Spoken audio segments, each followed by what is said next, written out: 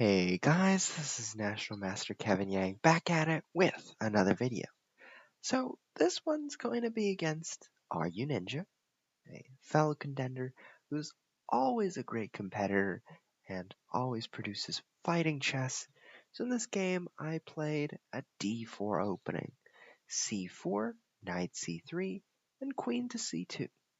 So here I'm trying to test out the waters because this used to be something that I played, and after the move e4, which is a move that sometimes strikes fear in people's hearts, right? People don't know how to react to it because it's so, central. That's the word. But usually after this move, there are a lot of moves. There's a3, right? After bishop takes, queen takes, there's d5, there's b6, there's d6. There's a lot of moves. And even not a3, there's knight f3. There's bishop to g5. So there's a lot of ways to play this for white and for black. But I played e4. And after knight to c6, I could have thought about the move e5 here. But I was like, I don't want to be too harsh on Runinja, right? Because if knight to e8, you know what's happening.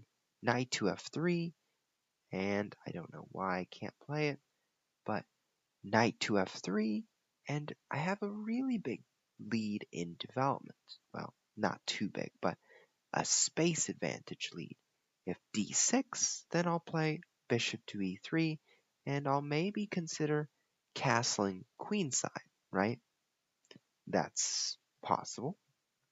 But in general, after knight to c6, I will play e5 to hard mode, If e5, you're wondering, what if knight takes d4, right? But now I have queen to d3 and double attack, baby. We got some guns going at it. But knight to e8. And now knight to f3, and that was the game plan. But here in the game, I played knight f3. I wanted to go a little bit soft, see if our friend Runinja recognized the severity that e5 poses to his position. d5 happened, and here I played e5 because I want space, and after knight e4, bishop to d3, saying if you take c4, I'm going to take on e4. So that's my goal. So if you take on c3, I take b takes c3, right? Or I can take on h7, and then I can take on c3. Both work. But in the game, h6 happened. Wasn't sure about h6, but I think the main move here, or I'm not sure this is even theory, but the move f5, it looks very odd, but the idea is that after en passant, if you don't know what en passant is, it's basically, I'll explain it like this. These two guys haven't talked, so they're not friends yet, they're not acquaintances, they have not said a word.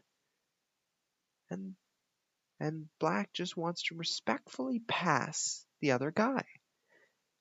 But this friend is like, I have to talk with you, so let's talk. And that's what happens. So f5, and the idea is that after en passant, knight takes f6, the knight now guards h7 and guards d5, but there might be bishop g5. So after h6, bishop to e3, and this is the position probably, right? Although this bishop on c8 might be not so great, it's okay of a position. It's livable. So in the game, though, h6 was played, and it was very hard to find the move f5 because At first, you think about, okay, en passant and all that. And then you think about what happens if, this might be a little bit weak. What happens, right? And actually, black is okay in those positions. H6 happened in the game. I castled, and now our friend Runinja has to make a decision. Knight to g5 or knight takes c3, right? Gotta get out of there. Or bishop takes c3, right? And one day, somebody's gonna have to maybe lose a pawn on e4. In the game, knight takes c3, b takes c3, d takes c4, but now Runinja missed the in-between move, bishop to h7. It was extremely hard to spot. King h8, I take, knight takes, queen to b1. I continue my long-term protection of the bishop. I was thinking, well, g6, but now bishop takes, pawn takes, and I get the knight. So I was thinking, what if black plays g6 here? Then bishop takes, pawn takes, queen takes, and, I have a lot of things going for me. Knight g5's coming in, taking on h6 is coming in. Things are working out for me. So, Runinja obviously didn't want to do that. Instead, knight to c6 happened. I brought my bishop to e3. I wasn't so rushed on this because I knew that I could take, queen takes, and I could attack the h6 pawn. So I could get 3 pawns for a piece, and that is pretty darn good. And an open king? I'll take that, baby. Queen to e7, bishop to e4. I'm now bringing it back, and I'm saying, I really want to take this knight. So our friend Runinja recognizes it and plays knight to b4, maybe coming to d5, maybe saying, you know what, I want to support this, rook to b8 and b5, try to support this c4 pawn. So I recognize that, and I say, I'm going to come to c1 right away. If you bring your knight to d5, I'm going to take on c4. And black can't play b5 because I take the rook right away. So rook to c1, knight to d5, I'll take that, knight to b6, and here, after c6, I feel like I am the one in control. I play a4. I could have also played knight to d2 followed by knight to c4 because my idea is I want to come to d6. So after a4, my goal is to play a5, right?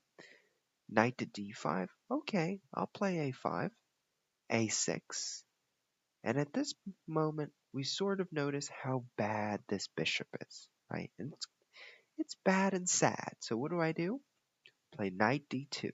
I take advantage of the bad-looking bishop, and I start making progress. Pawn takes, queen g5, knight to c4, protecting the e3 pawn, and threatening to go to these squares, right? h5, queen to e1. Doesn't matter if you're coming down this way, I'm just going to put my knight on a really good square. h3, and I'll play let's trade queens. You want to trade? Let's trade. Because I'm up material, and I'm going to slowly dismantle the position. So you notice in this position, I'm in no hurry because black cannot do much, right? The bishop, it's stuck. Otherwise, I take on b7. So I play rook h1 to threaten bishop h7 and maybe get out to bishop to g6. But after g6, I bring my rook to b1 and I situate my rooks to go toward that weak b7 pawn. And then I pile up on it. I play knight to c5. I get another pawn. I trade bishops. And it's pretty much the end of the game, right? It's self-explanatory. There was no play from my opponent, and I just was able to make things smooth for me. But you might ask, Well, National Master, you made that look really smooth, but how did you do it, right?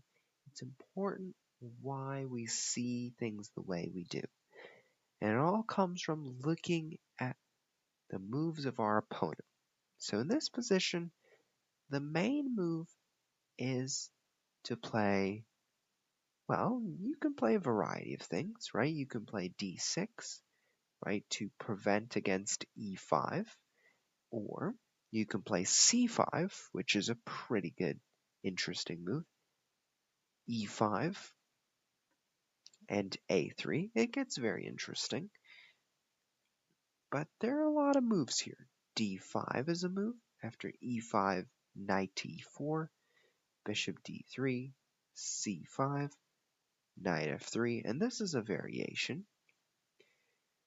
But once again, there's a lot of things in this position. It's very rich in detail.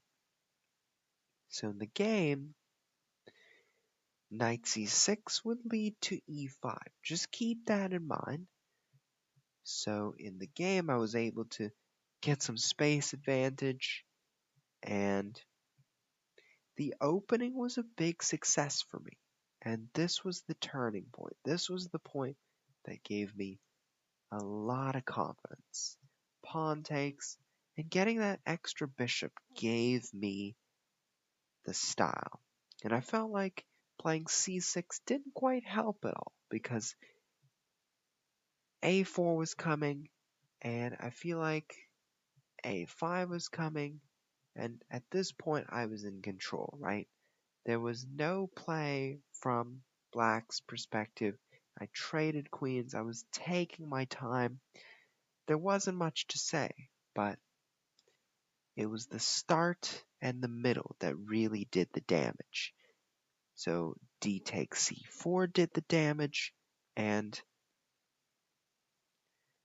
it was clear h6 didn't do much, but f5 does do much.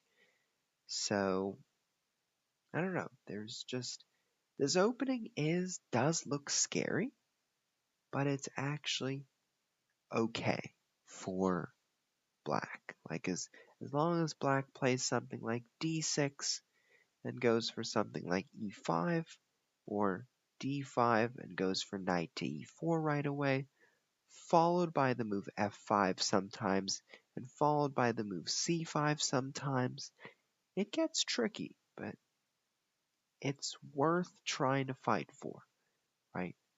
So this was the first game, but now we go to our second game against Runinja.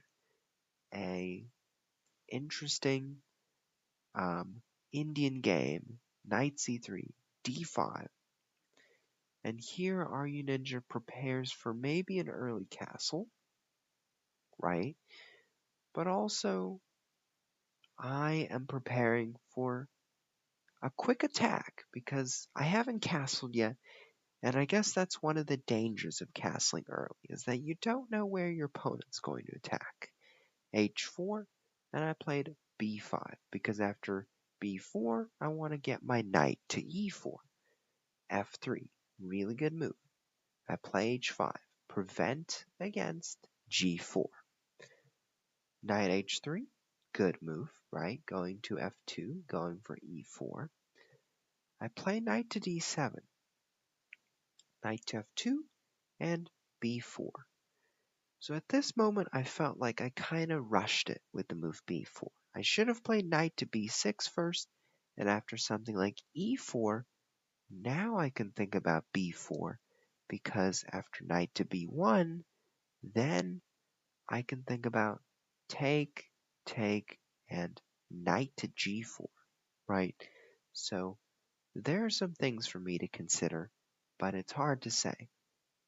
But I would say knight to b6 works better first, because after b4, there's knight to a4, and the c5 square looks a little bit weak. If I go queen a5, there's b3 and knight b6, but what about bishop to c7, right? I don't know. This could be good for me, but I'll leave it till the next video. So see you next time.